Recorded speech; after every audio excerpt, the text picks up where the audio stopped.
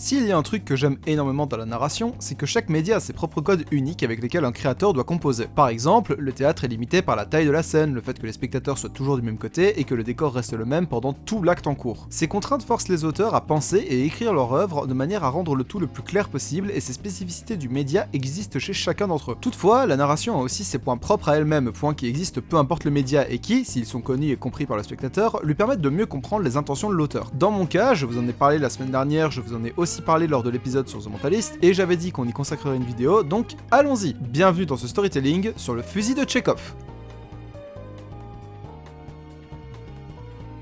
Tout d'abord, d'où vient le fusil de Tchekhov? Anton Tchekhov est un écrivain et dramaturge russe qui, en plus d'avoir été médecin à cette période, a écrit plus de 600 œuvres de 1880 à 1903, ça fait environ 26 œuvres par an, soit une toutes les 2 semaines, le gars était motivé. Mais vous le connaissez probablement grâce au principe dramaturgique auquel on a donné son nom, le fameux fusil de Tchekhov. Le fusil de Tchekhov, ou loi de conservation des détails, est un principe de narration qui se concentre sur la présence de détails ou non dans l'histoire, expliquant que tout détail auquel on a donné l'attention du spectateur doit être utilisé plus tard dans le récit, sinon il n'y a aucun intérêt à lui donner cette fameuse attention. Le nom de fusil vient du fait que, dans l'exemple qu'il utilise, Tchekhov parlait d'un fusil accroché au mur en disant ceci: supprimer tout ce qui n'est pas pertinent dans l'histoire. Si dans le premier acte vous dites qu'il y a un fusil accroché au mur, alors il faut absolument qu'un coup de feu soit tiré avec au second ou troisième acte. S'il n'est pas destiné à être utilisé, il n'a rien à faire là. Ce que Tchekhov met en avant est un principe permettant d'épurer le récit afin que ce dernier ne croule pas sous un nombre ahurissant de détails qui ne serviront pas ou ne seront pas utiles dans l'histoire. Ce principe permet aussi de créer une cohérence dans le récit, expliquant les actions de certains personnages ou une réaction en chaîne d'événements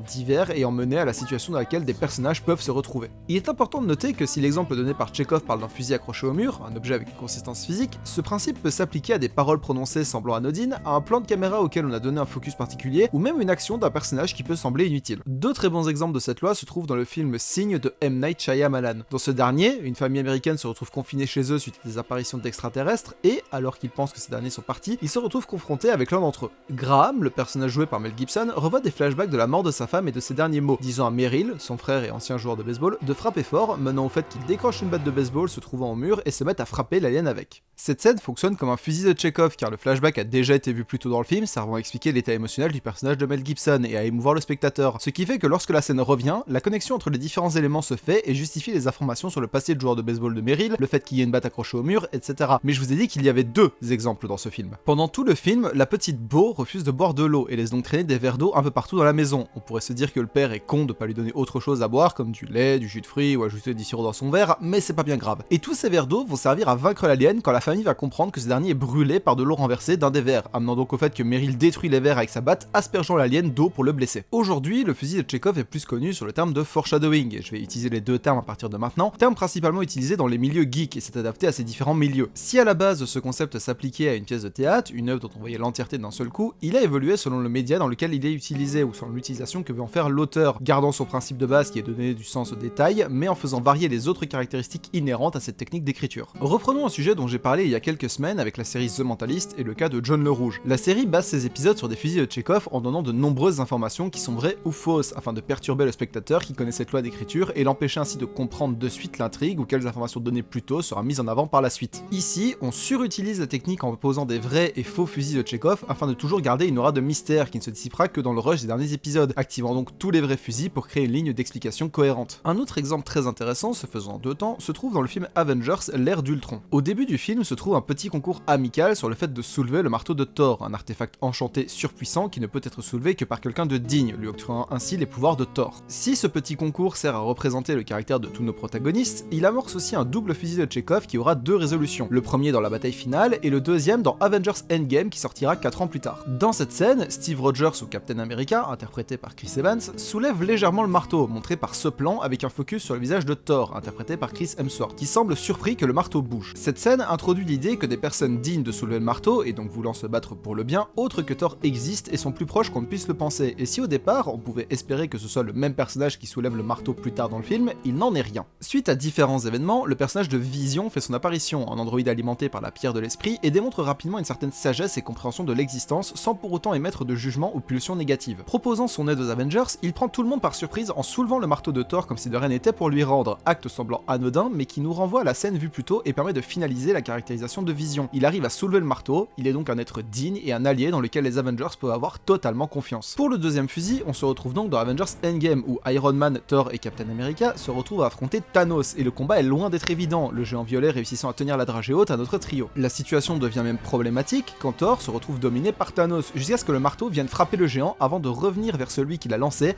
Captain America. Alors évidemment, vu qu'on parle d'adaptation de comics, c'était quelque chose de très attendu par les fans qui s'y connaissent, beaucoup savaient que ça allait arriver et attendaient juste de savoir quand. Mais si on le prend sur un point de vue écriture et narration, le fait de résoudre ce fusil de Chekhov à ce moment est brillant. Il y a 4 ans d'écart entre l'amorce et sa résolution, le personnage de Vision a en partie éclipsé ce fait avec Captain America, et ce n'est jamais cité dans d'autres films, amenant à cette réplique de Thor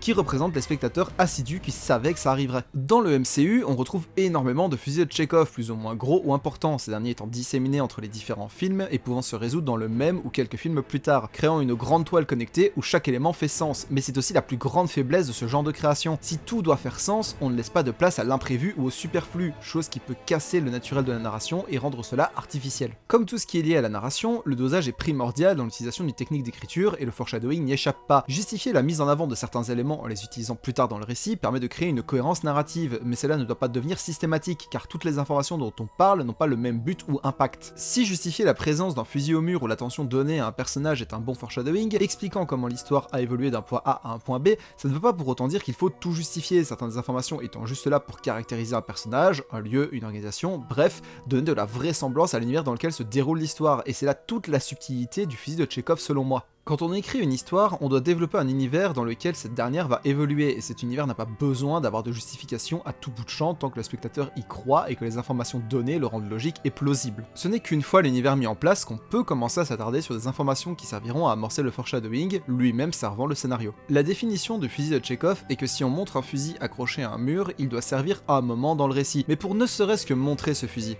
il faut d'abord poser le mur sur lequel on veut l'accrocher.